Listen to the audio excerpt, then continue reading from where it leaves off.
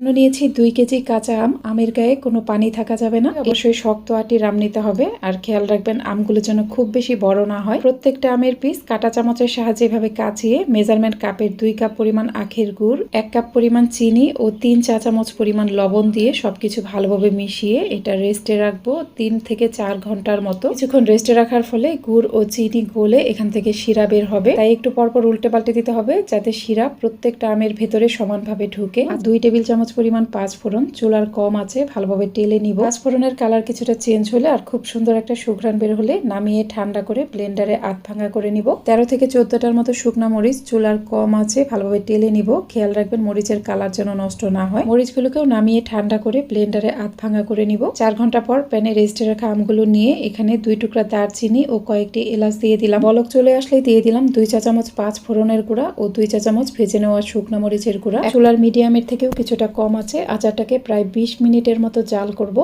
20 minute পর 1/4 cup পরিমাণ দিয়ে দিলাম ভিনেগার অথবা সাদা সিরকা। টেলে গুঁড়া করে নেওয়া সেই মশলাগুলোর বাকি অংশ দিয়ে দিলাম। মশলা দেওয়ার পর আচারটাকে আরো কয়েক মিনিট জাল করে নিতে হবে। অল্প কিছুটা শিরা অবশিষ্ট থাকা অবস্থায় নামিয়ে ফেলতে হবে। নর্মাল তাপমাত্রায় এই আচার 6 মাসের মতো ভালো থাকবে, আর ফ্রিজের নর্মালে আচারটা 1 বছর পর্যন্ত ভালো থাকবে।